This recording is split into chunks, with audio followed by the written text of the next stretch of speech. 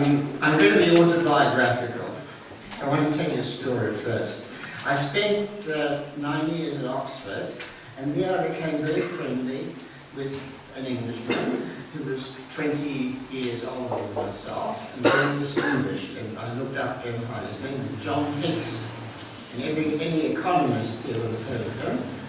And I was very pleased to know that I was his friend.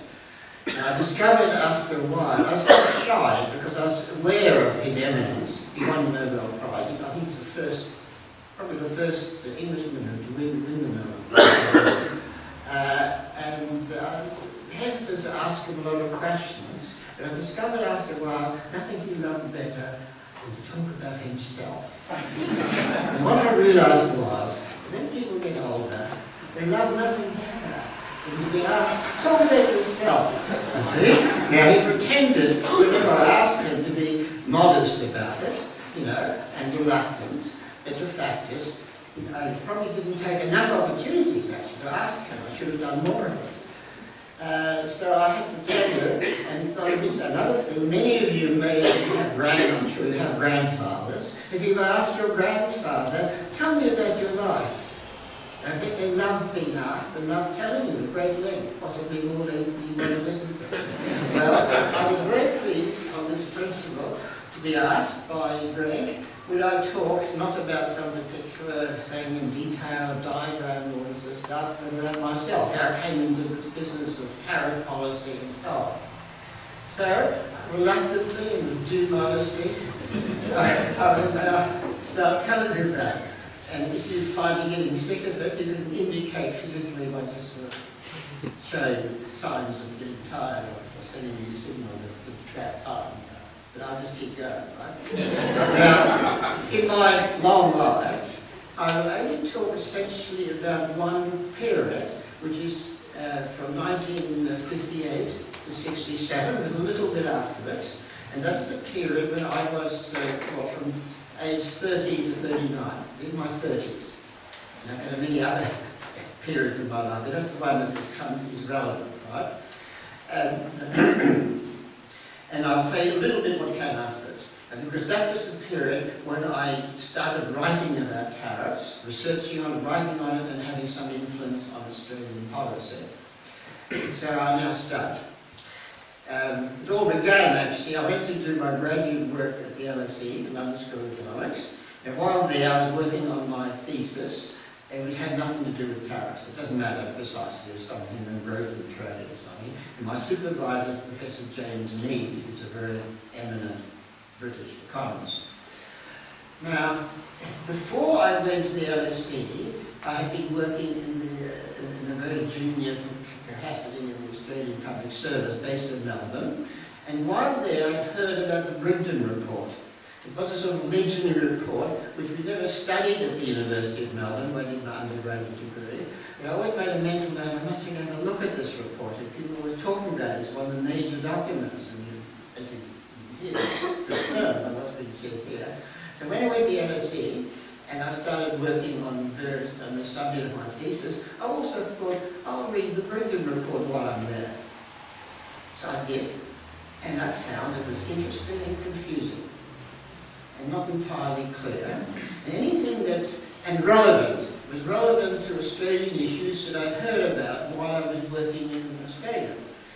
And so I decided to do a bit more work on it, and eventually it's almost as if I was writing two separate theses.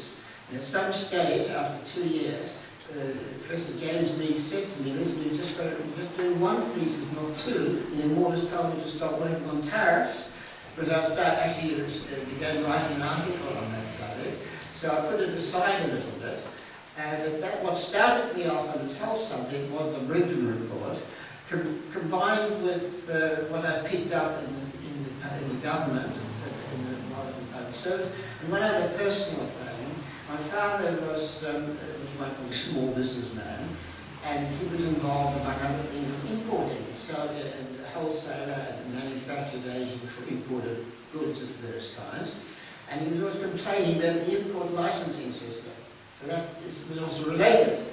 So I had some interest in that. That's how I got into this field. My father's interest a little bit, what I picked up at in the Department of National Development, and above all, this one book, the Brendan Report. And I have a general tendency to like things that appear to be relevant but are somewhat confused, because I think when it's confused, I feel I must understand it and clarify it. So, I then finished the university, wrote my thesis, and got my degree, and then came back to Australia, to Melbourne, and became a junior member of the economics department at Melbourne University. Lecturer, and started teaching international trade and dollars and payments situation. And then I discovered, this was 1958, there was still a system of import licensing. There was talk about getting rid of all the import licenses. There was already a tariff system, and with that which you've heard, but it was sort of overlaid to some extent by the import licensing system.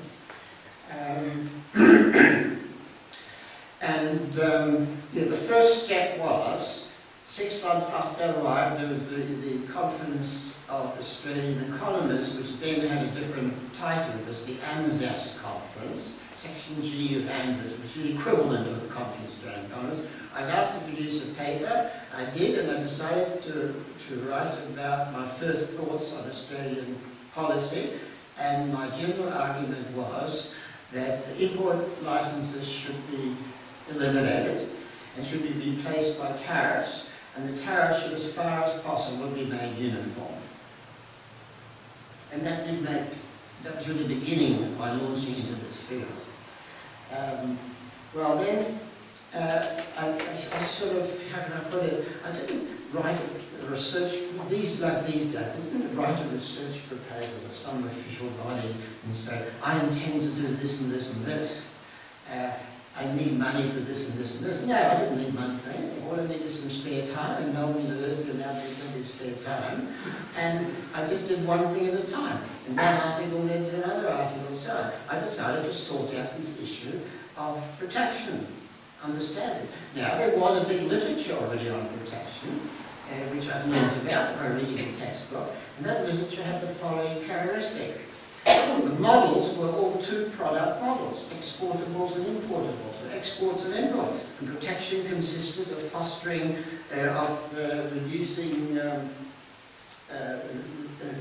reducing trade relative to other things, and basically reducing the volume of trade and putting on the tariff. It was all two-product models. And there was appropriate diagrams, just go right back to Marshall. I learned all that. But I realised very soon the big issue in Australia was the pattern of protection. And when you read the Brendan Report, you realised they had developed arguments for protection, but never really given any guidance as to how to choose between one product and another product. And that was the central issue. And what became very evident when I started reading on this subject was there was a huge gap. And the gap was a multi-product model, where you have many different products that could be protected, and you decide how to choose them. And then I thought I better understand, I have to understand how the world really works. You have to be empirical. Now, it wasn't being empirical like econometrics or data and so on. No, I wanted to understand the institution. And it turned out the institution that existed, and I'm sorry, I should have explained one thing. The decision to end the import licensing system was done almost immediately after I arrived, around 1960, I think, 59 or 60. And suddenly, there was a tariff board. I'm not going into the whole history, but it's already been mentioned. There was a tariff board. But they had a system already of choosing tariffs and so on, and it was extraordinarily complicated. And I felt that if I'm going to study this and make a contribution on it, and I wasn't clear what I was going to do, or just one step at a time, I've got to really understand this system. And it turned out to be incredibly complicated. And also seemed to have no connection with economic principles. How did they decide whether the tariff should be for one product or another?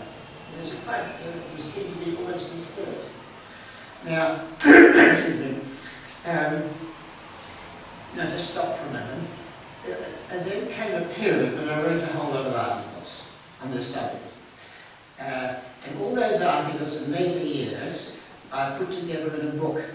Actually, it was Kim Anderson who encouraged me to do this. And the book is called The Road to Reform. Now, you don't think I'm trying to sell you a book, but the fact is, it's out of print. But I understand there is a copy in the library here, and there are copies scattered through Australia, mostly in libraries. What happened was, the publisher, called Addison Wesley, was taken over by another company around about the time when this book was just finished. And the company who took it over had no interest in it, or selling it, or pushing it. And so it never really, it's about least stellar, you might say. And finally they gave me, I bought, maybe they gave me free 25 copies or so, which I kept, and by now practically all given away. And here it is. It's called The Road to Reform, Essays on Australian Economic Policy. And the reason I mention this is that all the articles I wrote in that period are in this book. And those of you who want to follow up this subject more, I'll just mention one or two of the articles that deal with that topic. So I wrote one paper, it's called, let me see, it's called, not the exact title, yes, The Logic of Australian Tariff Policy. Now, I wrote down not what it should be, but what it actually was. How did they choose the principles? I did more or less uncover some principles that were not economic principles, they were just principles of some kind. And I won't go over that, but that took me quite a lot of studying. And what it meant was, by doing it, I was able to communicate with people in government and in the private sector on the basis not of being an abstract theoretical economist, but as someone who really knew the details and knew what they were doing. Actually, I'm going to recommend 2 chapters out of this book, and that's one of them. And not necessarily all the details, it's unbelievably boring. To give you an idea of what one does have to do if you get into a real-world field, you have to understand how it actually is happening. And then if you're going to reform it, and if you're going to do some piecemeal reforms, you have to know where you start. That's where you start, the existing system. And then you may have in mind a perfect economist system, but you know you're not going to get there. So then you can suggest how you can change it marginally, or in such a way that it becomes politically acceptable. It covers you above all against the criticism that you're just an academic and don't know the real world. But if you master that chapter, you certainly know the real world about the Australian tariff system as it was before it was reformed. So anyway, I spent some time on that task, and I recommend that to students who decide to do some work on some other aspect of, say, Australian policy of some kind. So basically, that chapter had 2 parts. One was the logic of the tariff in general. Now, in other words, what is the justification for having tariffs? And that starts with the Brinton report. And then I filled in by talking to people to try and make explicit why people were in favour. Now, one of the things that immediately occurred to me, which is closely related to what was talked about here just recently, in one of the several talks, is the important, crucial role of the exchange rate. Now, the fact was that Australia had a fixed exchange rate, and had it for some time. Fixed to, well, presumably in those days, fixed to sterling or the dollar, but it was fixed. You couldn't do anything about it. There's no good making proposals which require the exchange rate to change. So, from here, I find, in retrospect, I find I was being originalist. I didn't realise at the time. So it wasn't an issue of whether you're going to remove tariffs or not, or move to free trade. But the question, if you can't alter the exchange rate, you can't just take off all the tariffs, because you then end up with a big balance of payments deficit and unemployment. And this is all elementary stuff that you've just been hearing about. Okay? So if the exchange rate is fixed, we'll have to have, in effect, tariffs. And so I came to the conclusion what was required a rational second-best policy whereby the pattern of tariff was improved, even though on the average you will still have a tariff. And I broadly came to the conclusion that the thing to move to was a uniform tariff to avoid avoid all these separate decisions being made, and above all, to keep the average, at least even if you don't move fully to a uniform tariff, to moderate the existing distortions of the oddities and so on. And it wasn't a question of moving to free trade. When I wrote about this, I always made it clear that if we wanted to move free trade, we'd have to devalue. But I didn't develop that point.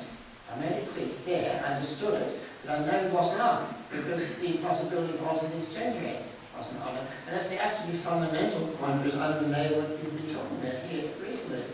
That they are basically, tariffs and devaluation are alternatives of bringing about the appropriate switching, as we say, in the macro models. But that explains that I was always proposing what you only call second best solutions. Now, then the question you might ask is, what was my underlying motive for doing all this? I wasn't doing it for the sake of publishing something in American journals or British journals, or because I wanted to publish. I was interested in the welfare of Australia. So I didn't have this sort of completely self-centered motive that assuming some people tend to assume affairs. But in other ways, I wasn't unselfish, but I liked doing it. I found it was interesting, and I just thought about what would be good for Australia. And what was I concerned about this system? Well, two things that concerned me about the existing system as following. The first one was, it was fundamentally irrational. Why was there a high tariff for some textiles and low tariff for others? Why was there a high tariff for motor cars but not for some machinery? I just don't look in detail. It seemed to have no logic. And of course, the answer was, as I've found in my earlier work, the logic was historical origin of the thing, and I had studied the logic of the system, so there was a logic, but it was a political and historical logic. But if you actually constructed an optimal system which did maintain an average tariff level for the sake of maintaining internal balance, you wouldn't want to have all this diversification. And then I came to the conclusion that the optimum within that constraint was a uniform tariff, and that I would propose practical proposals of moving towards that gradually, not all at once. So it's all very pragmatic. And my reason is I've always been interested in politics. I've always respected politicians, for example. So, okay? And I'm aware that one has to be pragmatic and make suggestions that are feasible. And one reason that I did have a lot of influence eventually, which I didn't realise what I was planning for, was my pragmatism of life. I didn't ask for things that were out of fashion, but I gave some indication of what I thought was first best. I didn't push that. Well, my first objection to the system was not such a great ideology about free trade and free markets and libertarianism, all those things that people these days are saying. It was just not rational to have a system where degrees of protection varied so much. Well, then what came as a byproduct of this work, the realization that when an industry is protected, you must calculate it properly. And if you just looked at the ordinary rates of tariff, the nominal tariff, that didn't give you a full picture. Because, for example, if they paid very high tariffs on the inputs, for example, if the textile cloth has a high tariff, then there will have to be some compensating tariff for the final product to give it what I call was then called effective protection. And then you might, as a byproduct of all this to work, I came across the idea of effective protection. And then you might ask, well, how did that happen? Well, whenever I did anything original, in retrospect original, I never realised it was original, to be honest. But what had happened was this: while I was at the LSE, I'd been doing a lot of reading. And I read an article, among many other things, by a Canadian economist called Clarence Barber, which had dealt with two topics. One was the relationship between protection and immigration, population growth. And that I was interested in. And when I read it at LSE, that's the bit I remembered. But there was something else in that article which went into the back of my mind, but I didn't pursue forward. There was the idea of what we now call effective protection. and distinguish that from nominal protection. So he had it there in words, no diagrams, no mathematics, and no great elaboration. It was only one page. Okay? And when I started working on this in Australia, that came back to me, and I didn't remember where I read it. In fact, I just thought it was part of the literature. I don't know, did I read it in the media or the Bible? And I don't know, I didn't think about it. I just realised very soon this whole comparative analysis of who should be protected and how much has to be done in effective terms. And then I wrote an article expounding this, and somebody, a friend, pointed out to me, this is on Barber. Clarence Barber's article, the Canadian Journal of Economics. So I looked at that, yes, it was. Not only had I got it from him, the very word effective protection, it was in there. So I mean, obviously, it's gone in the back of my mind. Anyway, I spelled it out more fully and used it, for this question of what should be the pattern of protection.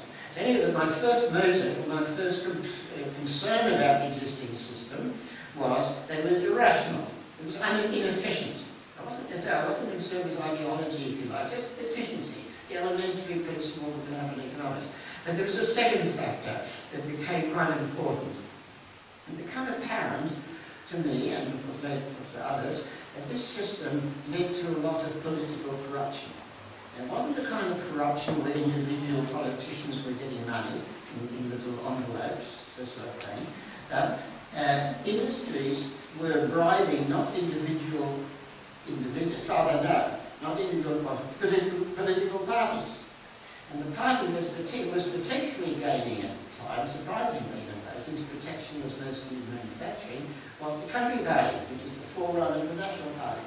And the person who was prominent protectionist in politics was Black Jack McEwen. I think he was Deputy Prime Minister, wasn't he? Deputy Prime Minister, very influential.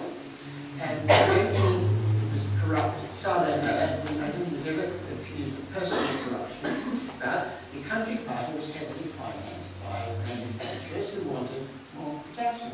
So it was fundamentally corrupt, but not necessarily in the worst kind of sense. And this aspect of having differential tariffs determined on rather ambiguous principles and open to intervention by the government was undesirable for that reason, as well as being illogical. Well, now, at the time, that was I'm talking about 1959, 60, 61, that was when I was doing all this, we already had the Tariff Board. And the Tariff Board, for several years, while we had input licensing, didn't have very much to do. But it had been founded in the 1920s, where we had a short one, so the leader was founded in the 1920s. But for the whole wartime period, the immediate after the period of the input licensing, so it was really pushed aside. But suddenly, the members of the Tariff Board found they had a big job to do again when the import licensing was taken off. I think it was all 1960, either 59 or 60. Now, and they were looking for principles, not consciously. Maybe they're fiddling around trying different things out, but they felt uneasy about the existing system. Anyway, to carry it on, so I did more work on this and ended up putting out various reform proposals in more detail, always the spirit of the second best. Incidentally, the theory of the second best had been developed at the London School of Economics at the same time while I was a student by Nipsey in Manchester. And I'm very familiar with it. And also, those of you who are familiar, not many are, with the writings of James Mead, one or two are, you'll know that he actually invented the term, and it's in his book, and that it first developed. So I was very aware of the theory of second best, and I was aware that was the appropriate model was the second best theory. We couldn't advocate the best because of the fixed exchange rate, and also the political constraints. So I proposed the second best. And those of you who would like to know a bit more detail about the sort of papers I wrote then, which were in this rule of the second best, they're introduced in this book. Now, it raises the question, I was in my early 30s, right? And I was a lecturer. I think was promoted to senior lecturer generously sometime ago, and I became quite prominent. And one moral I'd say is to young academics, or people who want to become academics, if you're interested in public policy, or want to do some good, and you're not just motivated by self-advancement, like some people apparently think that most people are, then there's nothing to stop you doing it, even though you're not a professor. I was a professor at that time. All you need to do is, A, work on a relevant topic, an important topic, where people want answers. Yeah? I didn't realise how important it was, to be quite honest. But I was just using my training from London School of Economics, something to do quite in Australian problem. Write simply and clearly. And I do specialise in it. I know I have a comparative, personally, I have a comparative advantage in something. I'm not particularly good at mathematics. I don't think I'm pretty good at anything other than good writing. I think that's my particular advantage. I could have been a historian or an English literature or something like that. But I was never a particularly good economist, and certainly not a particularly good mathematical economist. So write well, work on an important topic, write well, and if you really want to have influence, be a bit pragmatic. Don't just advocate everything off, do it tomorrow. And as I think John Hyde will confirm, because he was one of my readers, you see. And the other thing, I never had much to do with politicians until much later in the game. Certainly in the early stages, I just wrote. I wasn't an advisor to a politician. I was living in Melbourne, not in Canberra. I didn't try anything, because I just wrote articles. They're readable articles on important subjects. And how did that influence happen? What processes? Well, the number one process, in my opinion, was that other academics read the articles. And in those days, this was a period, I'm talking, say, in the 60s, when large numbers of students were doing economics in the major universities. Certainly what I'm aware of Melbourne and Monash, when it was not started. It was started in the 60s. And a lot of students who now would do business degrees would do economics degrees. And they would have the same career intentions if you go into business. But that's what one did. If you wanted to go to business, commerce, it's called the commerce degree in Melbourne, you do a lot of economics. And so hundreds of people, many people, hundreds and hundreds of people, who future public servants particularly, journalists, trade union leaders, people that matter, business people, were all being indoctrinated to some extent, not by me personally, but by someone else who read the stuff I was writing, because it was hot and topical. And so, in the later years, that showed by the number of people, notably in the public service, I'd say, but also, say, union leaders. I'm thinking of some individuals going on, and politicians and so on, all read what I wrote for the reasons I've told you, and it had influence. But I never personally persuaded Bob Hawke, or lobbied Bob Hawke, or certainly not, I never met McEwan, and never desired to meet him. I met John, and of course, when this thing got going, there were a number of people in different communities, mainly there was the academic and a few others, basically many. There was the Liberal Party, a small group inside the Liberal Party, who were very much in favour of reducing tax and doing something like that. John was part of it, and there's a very prominent person was Bert Kelly, right? He was not only committed, but he was also very funny. He could make things fun, you see. Famous Bert Kelly, known as the member, what was it? The modest member, you see. And then there were one or two members, early members of the Tariff, the border members, who also was in support of this. Well, gradually, the next step was, and that's for the articles I wrote, I'll just mention one other, you can look at it in the book. There were a number of further steps.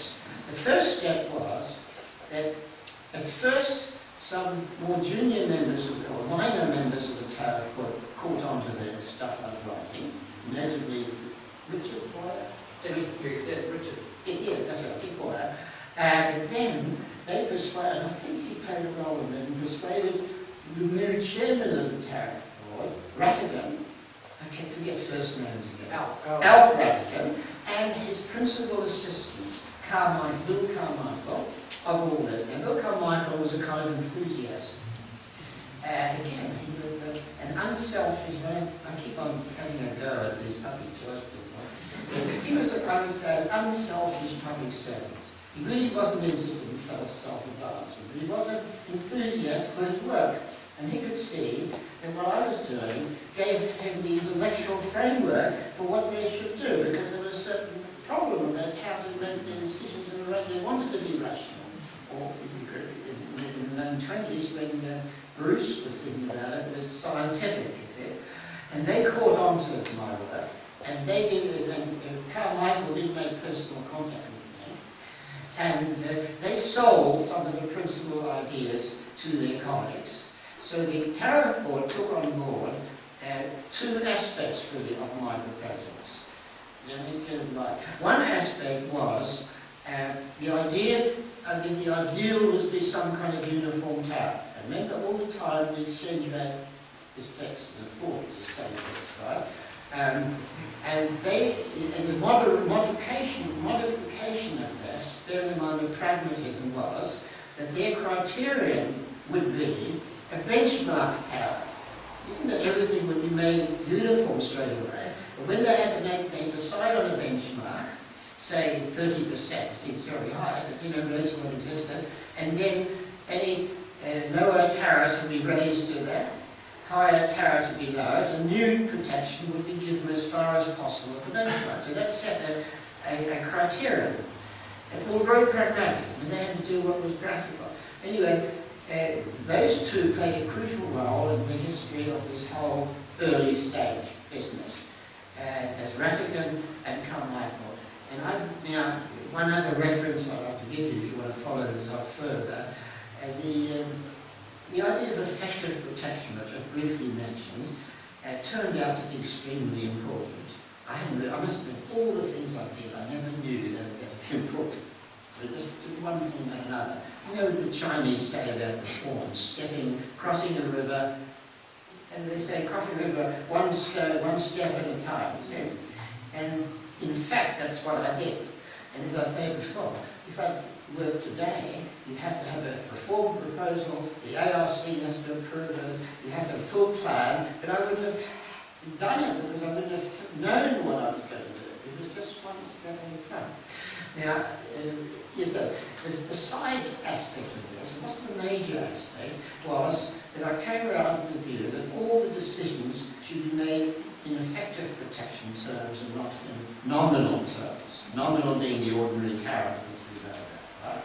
Now, that began to, the idea of effective protection, it was also taken up by the Tariff Board, and thanks above all to Carmichael, who was really enthusiastic for that. And this must have happened in the 7 years in this latter part of this period. It was the first period I was at Melbourne University, and then I moved to ANU. And I still remember him, Carmichael coming to my house in Canberra while I was giving sort of lessons in mathematics, or arithmetic, if you like, of effective protection. It took a while to explain it to him. And once he understood it, he could then explain it to other people in the Tariff Board, and it caught on. And then the Tariff Board started making calculations.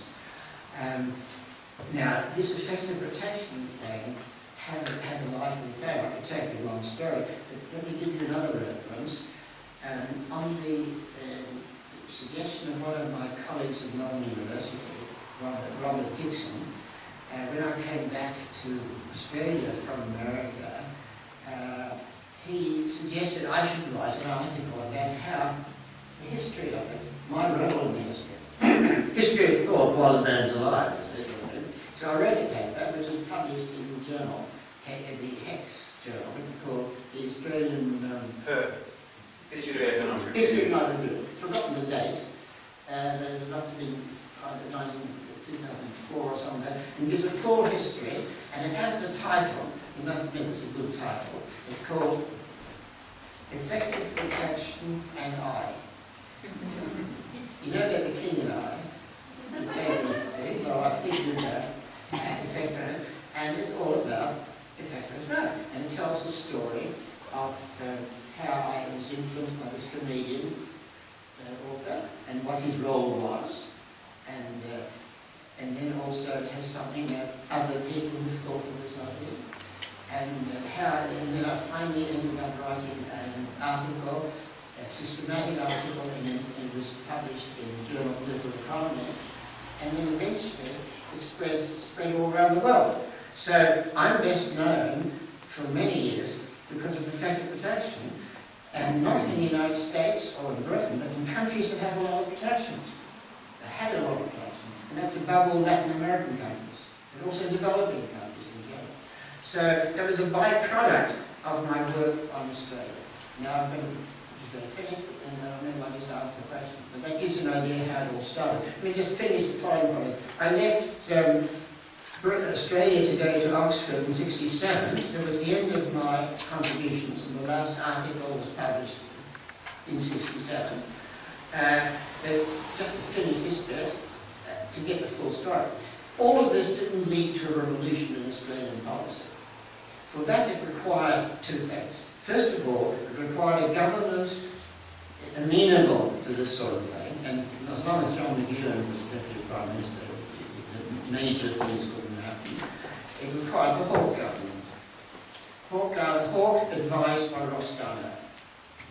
That's crucial. But the other crucial thing, that's the last thing I know, because it connects to what we've been talking about, the importance of the exchange rate. As I told you, one couldn't really liberate the whole system as long as the exchange rate was fixed. But in 1983, the exchange rate was floated, which was the Hawke government already, right? It then floated and depreciated. And it reached the low point in the Banana Republic period under Keating, but nothing to do with tariffs.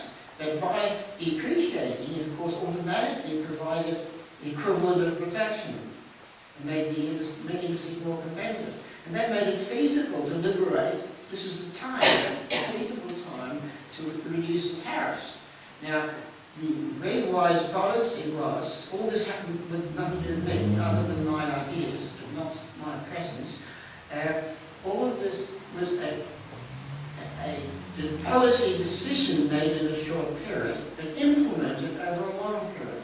And one of the many wise things they did was to have a plan of staged reduction in tariffs, so there wouldn't be a big shock, and that's also why it made it acceptable.